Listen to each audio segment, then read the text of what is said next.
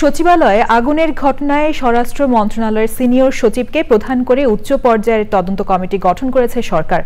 কমিটিকে আগামী 3 দিনের মধ্যে প্রাথমিক রিপোর্ট দিতে বলা হয়েছে। অগ্নিকাণ্ডের ঘটনায় বিকেলে প্রধান উপদেষ্টার সভাপতিত্বে উপদেষ্টা পরিষদের বিশেষ বৈঠকে এসব সিদ্ধান্ত নেওয়া হয়। আগুনে 5টি মন্ত্রণালয়ের নথি পুড়ে গেছে বলেও জানানো হয়েছে। চকর মালিথার রিপোর্ট।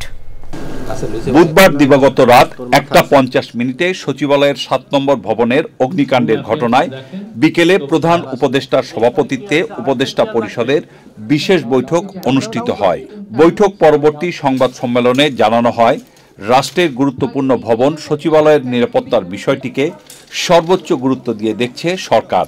আমাদের সকলের নিরাপত্তার বিষয় এবং এইখানে আমাদের রাষ্ট্রীয় অনেক গুরুত্বপূর্ণ দলিলগুলো থাকে, ফলে এই বিষয়টাকে সরকার খুবই গুরুত্বের সাথে নিয়েছে, যার জন্য আমরা 3 দিনের মধ্যে প্রাথমিক রিপোর্ট দিতে স্বরাষ্ট্র সচিবের নেতৃত্বে উচ্চ পর্যায়ের কমিটিটা করেছি।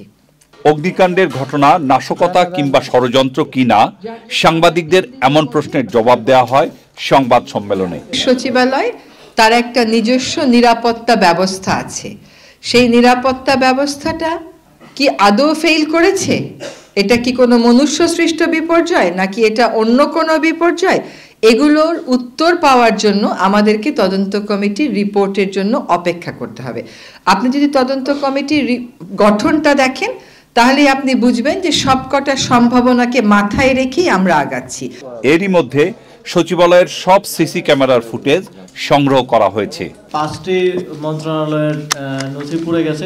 স্থানীয় সরকার বিভাগে পিরোজপুর জেলায় যেই বিভিন্ন প্রকল্পের যে বরাদ্দ দেওয়া হতো সেখানকার পিডি সহ সেখানে পুরো একটা কার্টেল করে সেখানে অর্থ লোপাটের প্রাথমিক প্রমাণ আমরা পেয়েছি এবং এর সাথে সাবেক মুখ্য সচিবেরও প্রাথমিক সম্পৃক্ততার প্রমাণ পাওয়া গিয়েছে। সাংবাদিকদের প্রশ্নের উত্তরে জানানো হয়, স্বাভাবিক গতি রেখে পুরো প্রশাসনকে ঢেলে সাজানো হচ্ছে, কাউকে ছাড় দেওয়া হবে না। চকর মালিথা, চ্যানেল আই, ঢাকা।